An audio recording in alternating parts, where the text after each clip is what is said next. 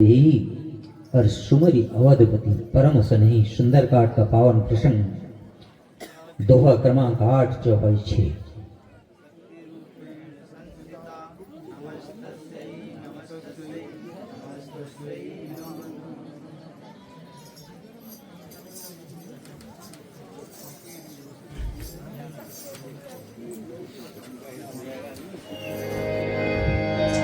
लखन सियावर रामचंद्र की जय।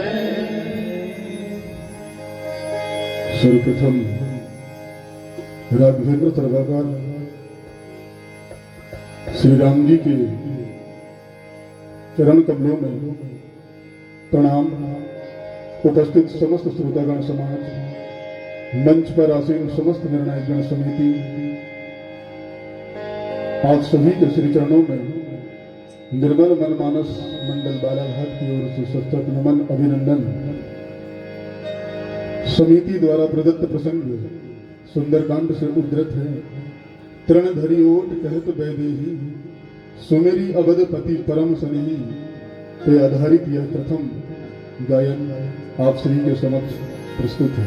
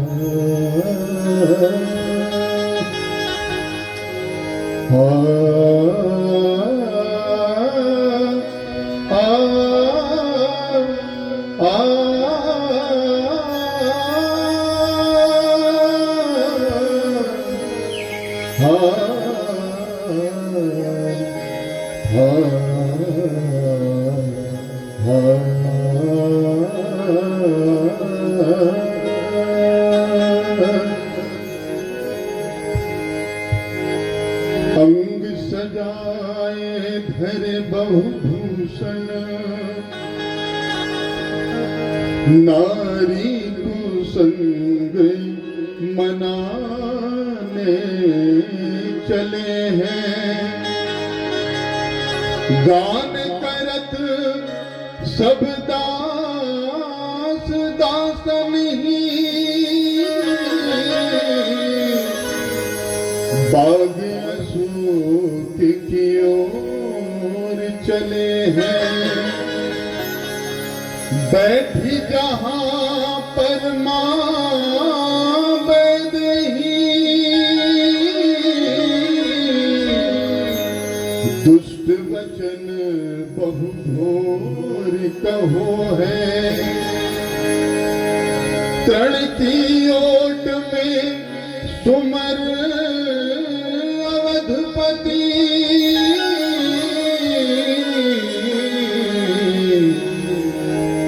बोली सिया कछु बैन हो है।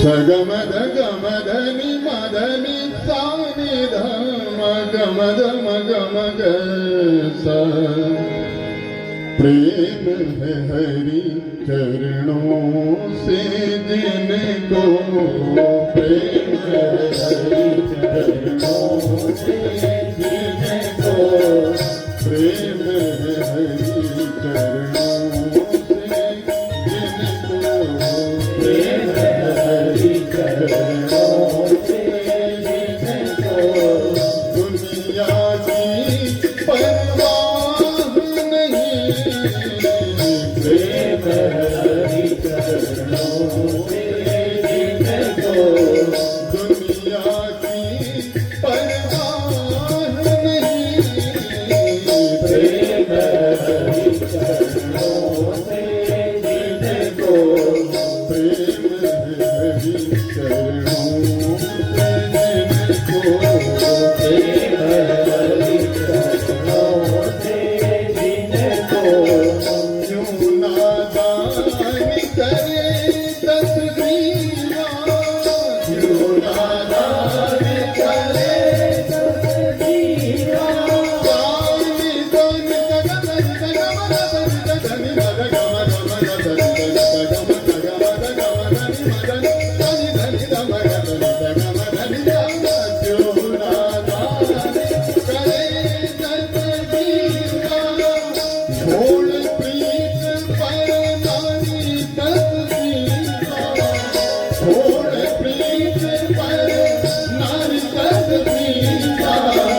राम तरासन तू ना जाने राम तरासन तू ना जाने राम तरासन तू ना जाने राम तरासन तू ना जाने जीवन की क्या चाह नहीं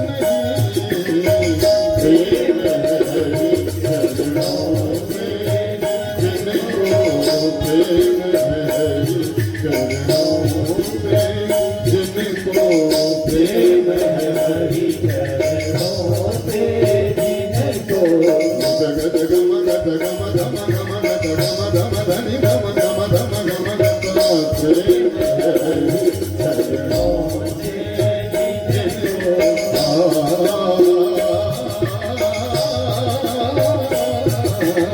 प्रेम हरि चरणों से जिनको मग गम गम प्रेम हरि चरणों से जिनको दुनिया की परवाह नहीं प्रेम हरि चरणों से जिनको प्रेम हरि चरणों से जिनको प्रेम हरि चरणों से जिनको प्रण हरियों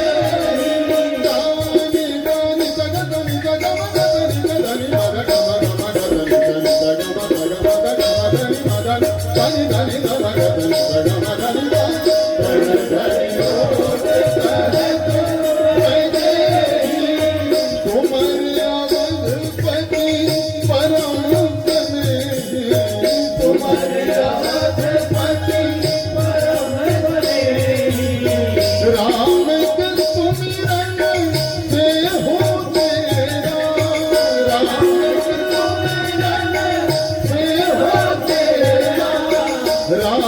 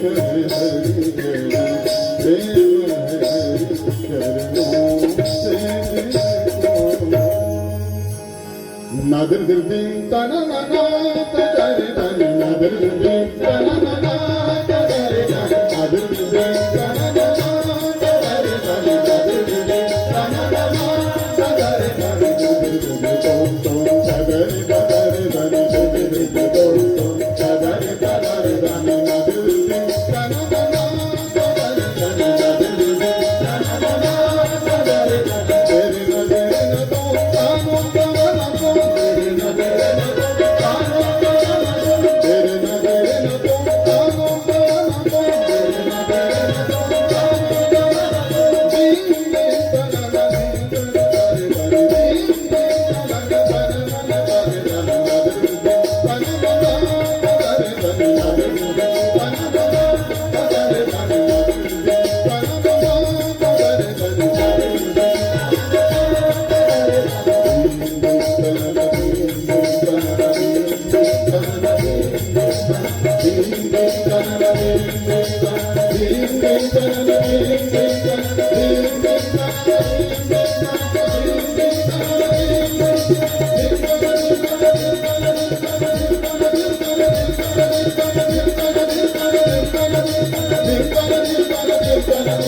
तनी नादर दिल दिन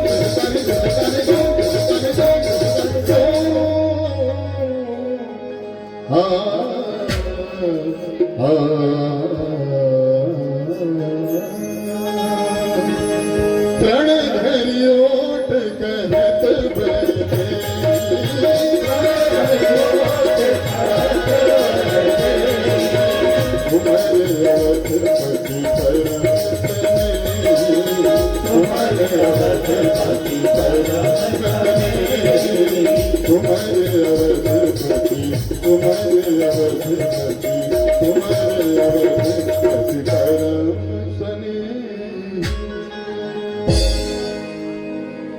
श्री राम।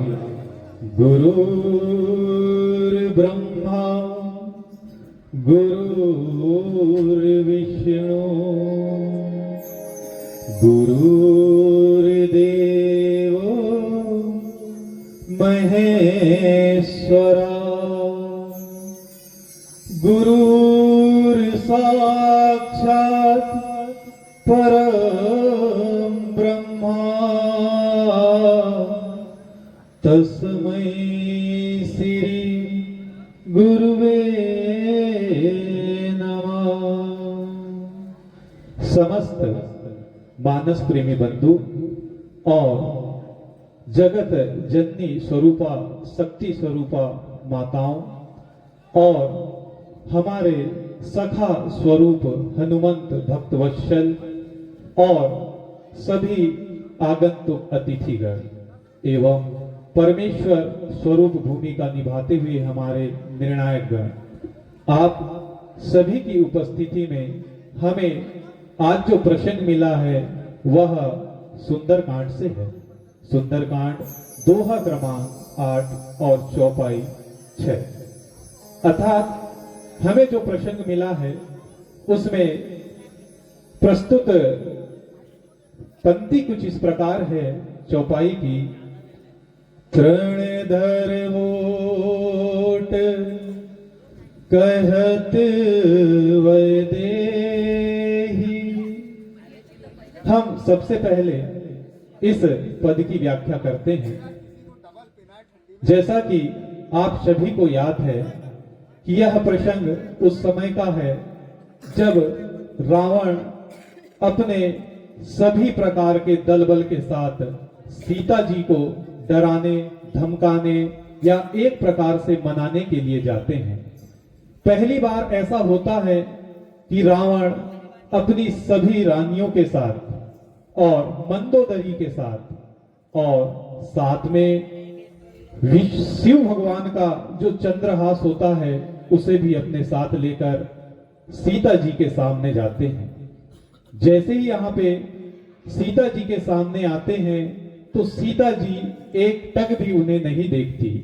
इस चौपाई में सबसे पहले जो तृण शब्द आया है, तो यह तृण जो शब्द है यह घास का एक तिनका है।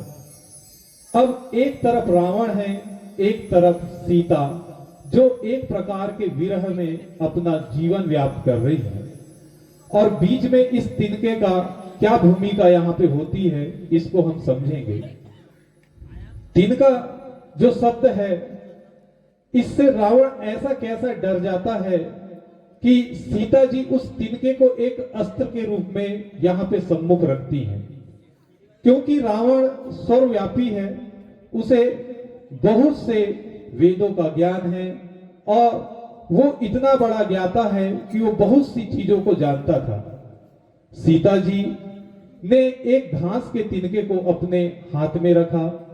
यह घास का तिनका का एक बार प्रसंग हमें देखने मिलता है, जब सीता जी और राम जी का एक प्रसंग आता है अशोक वाटिका में भी।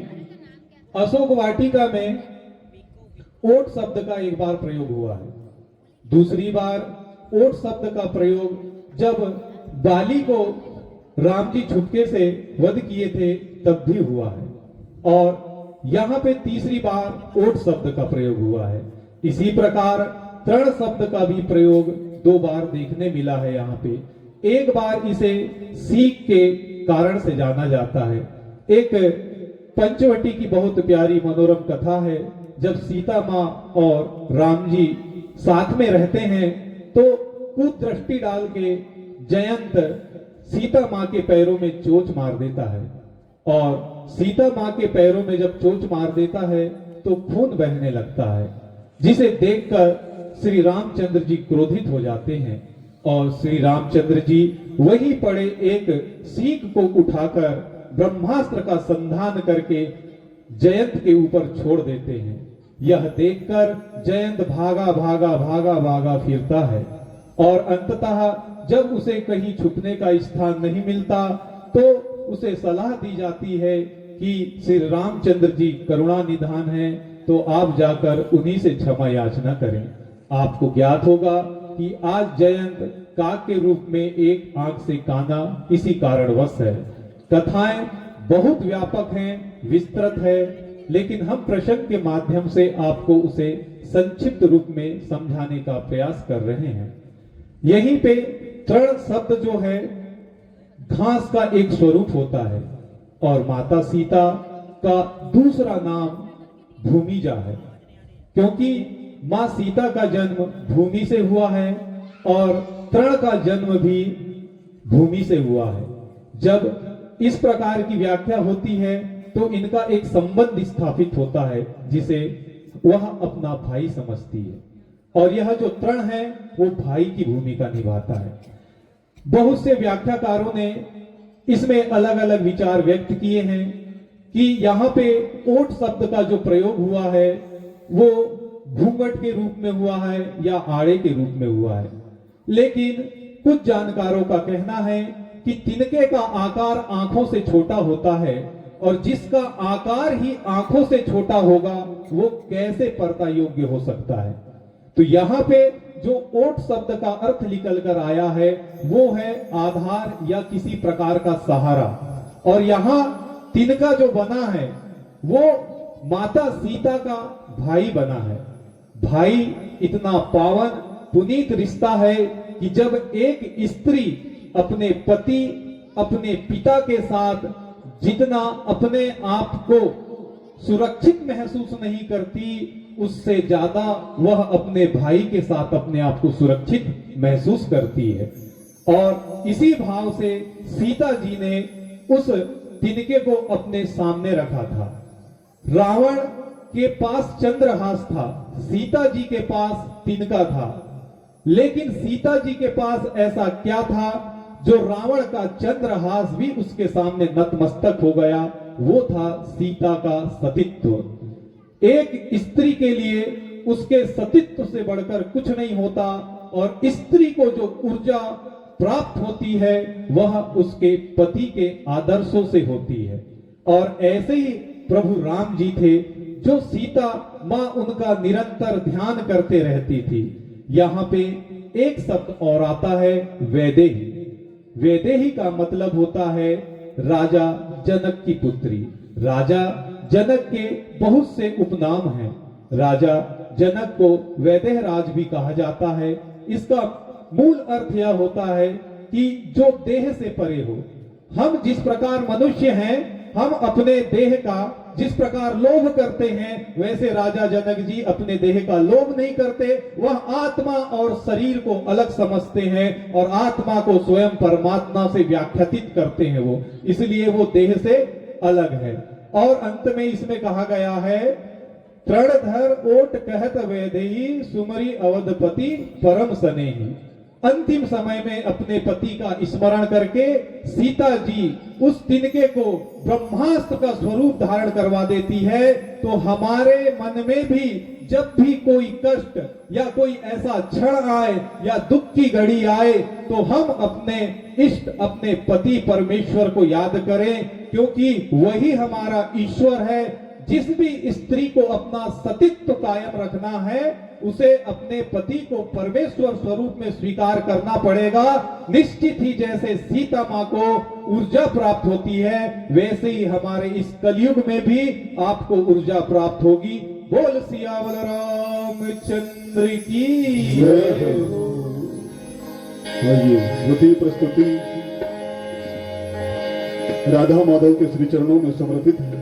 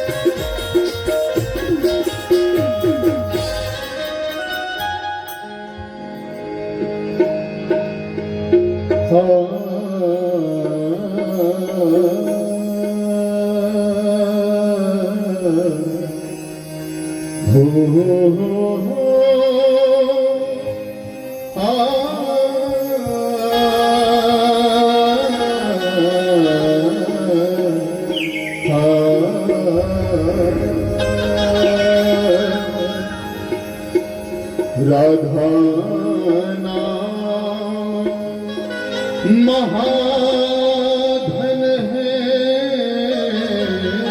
अपनों, नहीं दूसरी संपत्ति और कमानी। भूख मिले रसिकन को सदा और जीवन को यमुना जल पानी। हमें औरन की परवाह नहीं,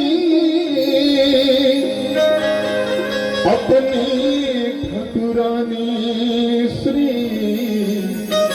राधिका रानी। निशा निशा निशा निशा रे मगर निशा निशा निशा निशा धनी धपा निशा निशा निशा निशा रे मगर निशा निशा निशा निशा धनी धपा। मुझे ना दो भजन वाली मैया, मुझे ना दो भजन वाली मैया, ओ मुझे ना दो भजन वाली महिमा, मुझे ना दो भजन वाली।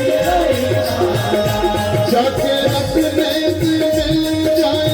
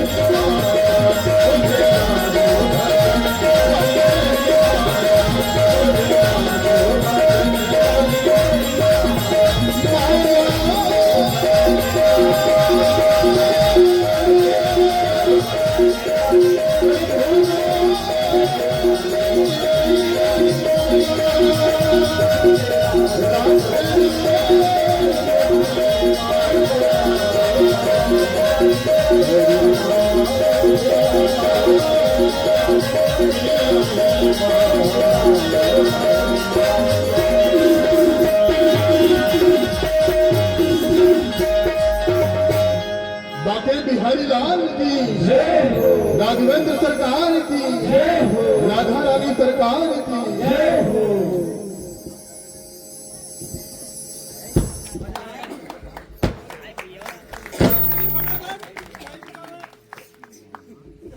हेलो